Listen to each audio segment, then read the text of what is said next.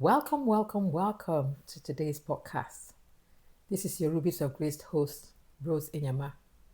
Rubies of Grace podcast promote the principles of love, respect, mutual agreement, unity, integrity, and trust within our diverse relationships. With God's jewels beautifully crafted to radiate His image and light in this world. It is such a pleasure to be sharing this podcast on Relationships Matter with you. I do hope that you can come with me on this journey for us to better our relationships because relationships matter.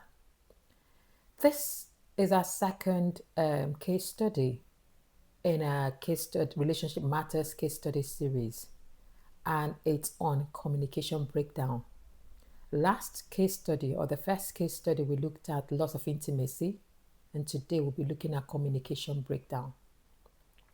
So, as I mentioned from the last podcast, we're using fictitious names that represent possible real life cases, but these are not particularly real life examples, but they can point to a relationship you're aware of or you might be involved in.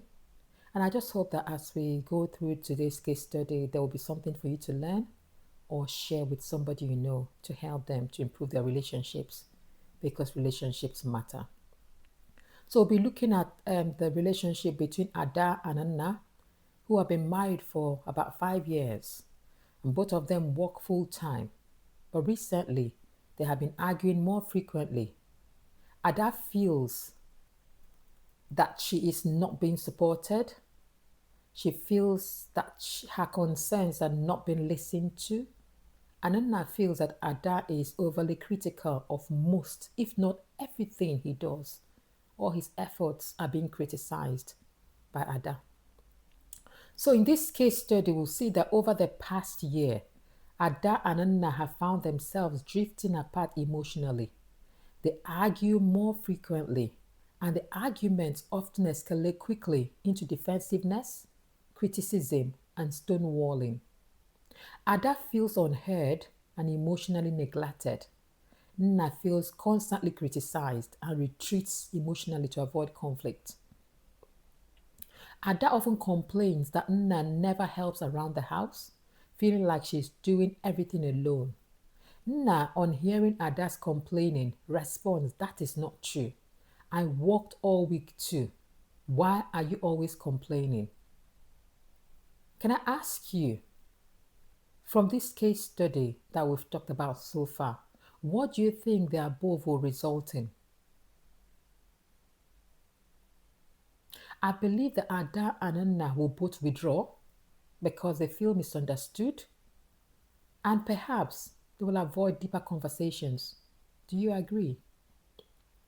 And so, for us to explore this case study more, we have a few questions we're going to use to analyze this case study. And the first question is, what communication patterns are present in this case study? What do you think? There is evidence of poor communication patterns. Did you notice Ada uses phrases like "you always," "you never"? So statements like this feel very accusatory. And Nna, on the other hand, responds with defensiveness or silence, shutting down the conversation. This is an example of poor communication pattern. There is also patterns of unspoken emotional needs. There is evidence of unmet expectations. Ada needs reassurance, emotional closeness, and partnership. Nna, on the other hand, needs respect, appreciation, and a low conflict environment. Unspoken emotional needs. There is a pattern of unmanaged stress and daily fatigue. Unmanaged stress and daily fatigue.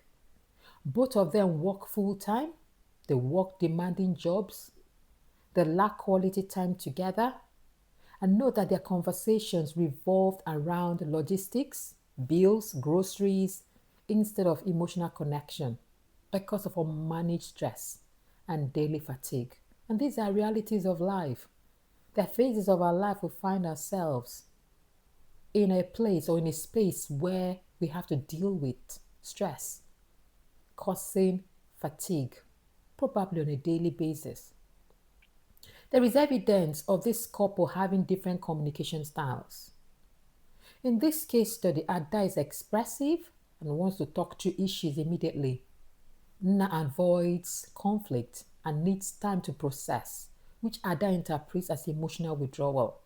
I believe some of these things, if they took time to notice this in the early years of their relationship, they would understand their communication styles and adapt to each other's communication styles and needs, thereby reducing unnecessary conflict.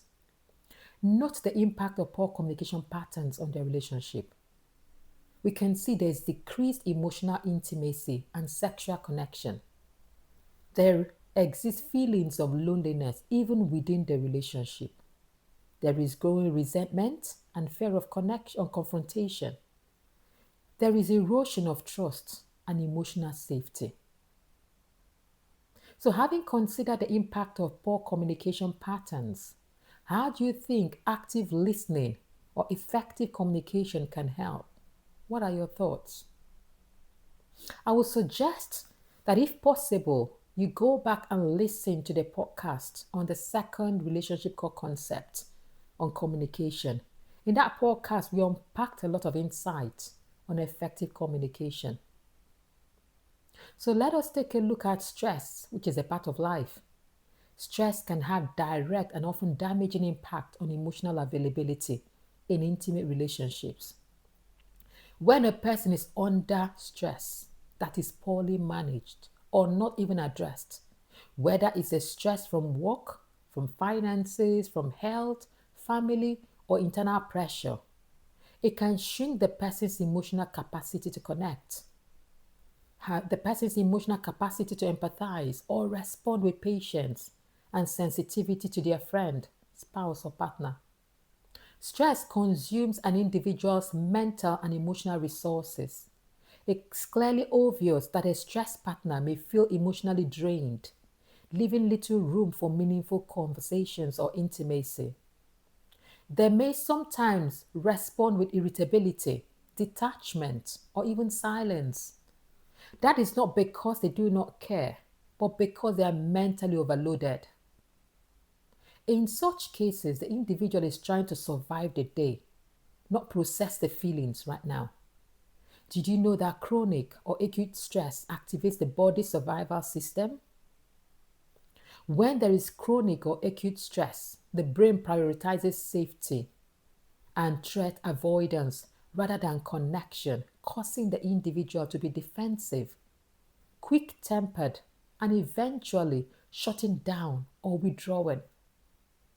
It also becomes harder to listen empathically or respond calmly to a partner's needs when the stress is poorly managed.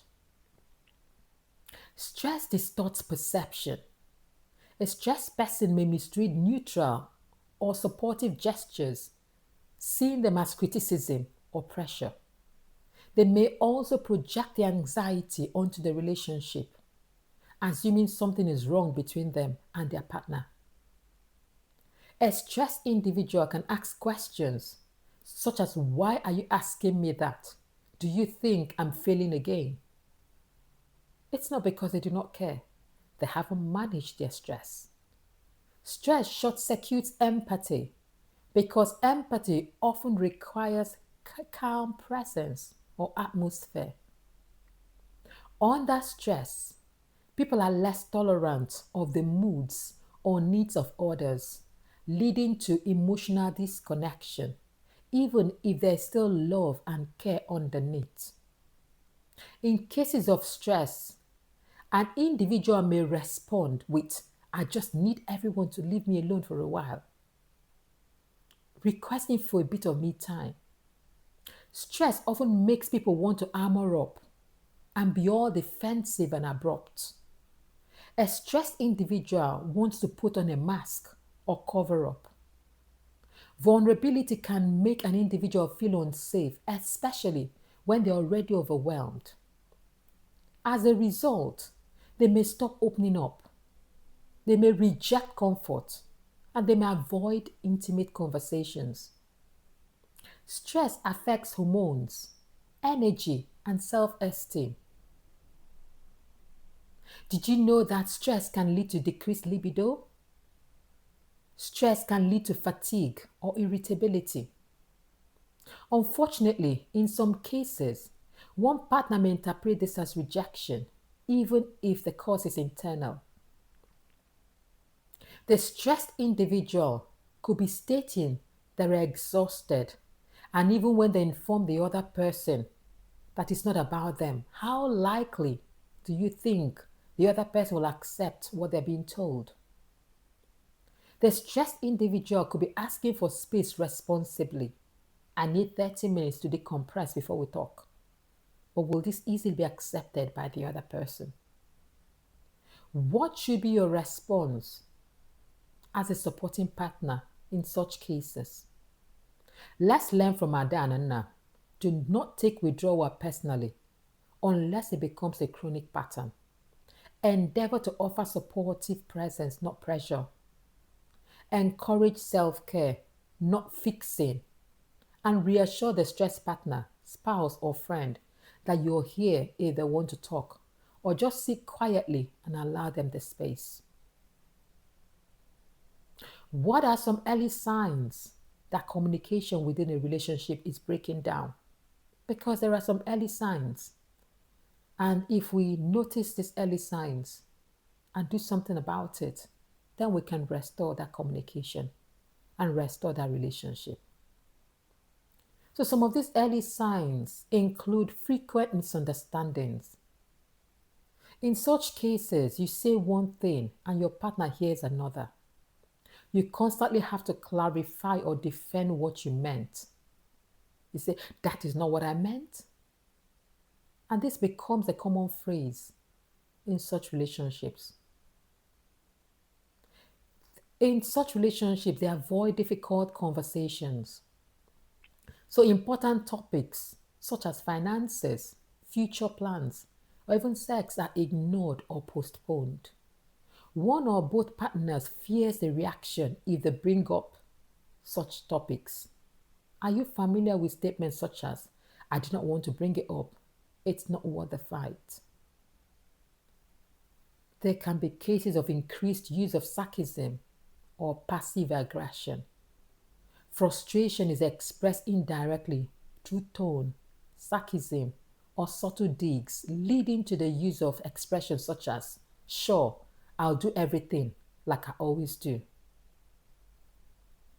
You can be feeling unheard, or perhaps your opinions or your feelings invalidated. Here, one of the or both partners feel their thoughts, their feelings, or their opinions don't matter. So emotional needs go unmet and reassurance is lacking. One partner would often use statements such as, you are overreacting. Why are you being so sensitive? Where there's communication breakdown, one of the signs is stonewalling or shutting down. One partner or friend or spouse withdraws completely during conflict. You see silent treatment, you see ignoring. And this can stem from emotional overwhelm or a fear of confrontation. And there could be periods of long silences during arguments or walking away mid-conversation. This is not a way to resolve conflict, but it is a sure sign of communication breakdown. There can be more criticism and less appreciation. Conversations become dominated by complaints or negative observations. Their praise, gratitude, and affection decline noticeably. And such cases, you can see you never do anything right instead of thanks for helping out. Do you notice the difference there? You never do anything right. That's criticism. Thanks for helping out. That's gratitude. Where there's communication breakdown, one of the signs could be repeating the same argument. In that relationship, conflict loops with no resolution. It is the same fight. on a different day. Neither partner feels heard or satisfied by the outcome. The individuals are always fighting about issues and nothing changes. In such relationship, they assume negative intent. Partners begin interpreting each other's actions in the worst possible light. The benefit of doubt disappears in that relationship.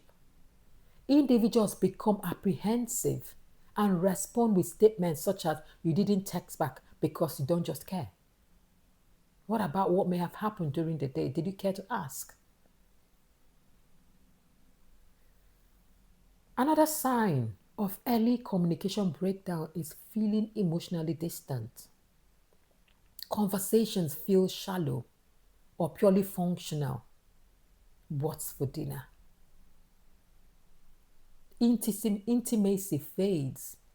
Partners stop checking in emotionally. There is also increased tension and perhaps the feeling of walking on eggshells. A general feeling of tension in the relationship. You become overly careful about what you say to avoid conflict. There is anxiety before bringing up even small issues within that relationship. What can you do when you notice the signs of communication breakdown? Obviously, when you see a problem, what's the solution? I suggest you start being open, be calm, and have honest conversations. And during such conversations, I suggest you use statements such as "I" when expressing how you feel. Don't assume anything, don't attack the other person. You can say, "I felt this way," rather than "you never." During the conversation, seek mutual understanding, not just being right. You're not in a court. You cannot control your partner, your friend, or your spouse's behavior, but for sure, you can take responsibility for how you respond to it. Rebuild connection through quality time, empathy, and appreciation. Take responsibility without blame. This is a cornerstone for a healthy, emotionally safe communication, intimate relationships. Because here it means you're owning up to your part in the conflict without shaming yourself or attacking your partner. Remember that most conflicts are co-created, and when we admit our role, we invite our partner to reflect on theirs without demanding for it. Endeavor to validate each other's feelings, opinions using statements such as, "I can see how that hurt you. That wasn't my intention. But your feelings are valid," instead of "you're overreacting. That's not what I meant." Validation makes your partner feel seen and respected. Even when you disagree, it reduces this defensiveness and builds trust. Use repair attempts in conflict. Know that repair attempts could be small but powerful gestures that keep communication from spiraling in the negative direction. They show that you care more about the connection than just being right. So, using statements such as, "I think we're both getting upset," can cause you to pause for a minute and try again. Or you can say, "Oh, that didn't come out right. Let me rephrase it." What about committing to change and not guilt? Because guilt can be self-centered and paralyzing. But taking responsibility means being accountable and proactive, not beating up yourself by using statements, "I see how that impacted you. I want to do better." These are positive statements. Don't say, I am the worst. It's always my fault. I ruin everything." That is damaging. That guilt is paralyzing. Cultivate the habit of appreciating your friend. Show appreciation to your spouse, to your partner. Appreciation softens request and it reinforces a positive tone in that relationship. Consider counseling if this persists or escalates. And there are healthy ways of expressing your needs without criticism.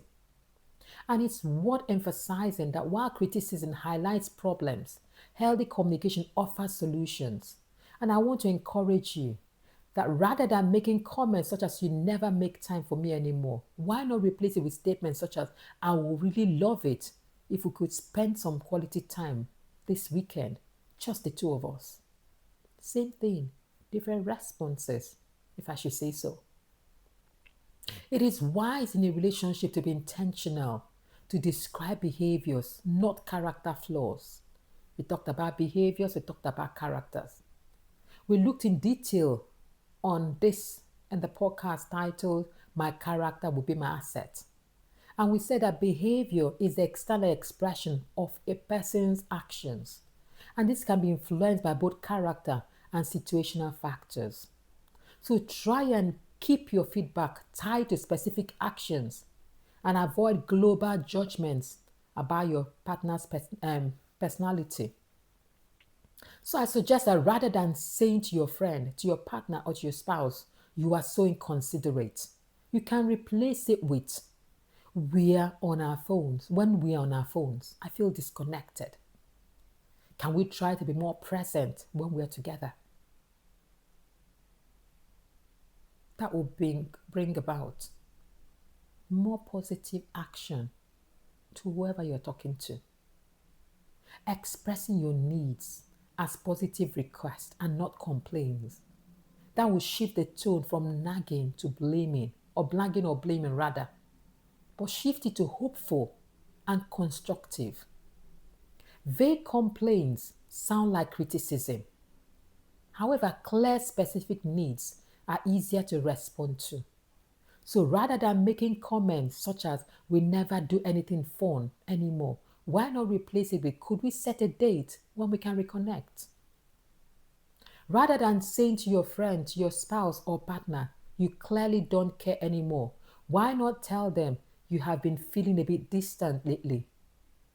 And can you ask them if they have noticed that too? Catching the early signs of communication breakdown in intimate relationships is crucial in preventing long-term damage. Expressing needs in a relationship without sounding critical is a key skill for emotional intimacy, trust, and conflict resolution. When done well, it invites connection rather than defensiveness. I do hope that today's podcast will ignite a desire to nurture your relationship and consider areas when you need to make a change, adapt, or perhaps add more juice, which means to add power, vigor, energy, interest, excitement. Tune in for more. Until next time, do your best because relationships matter.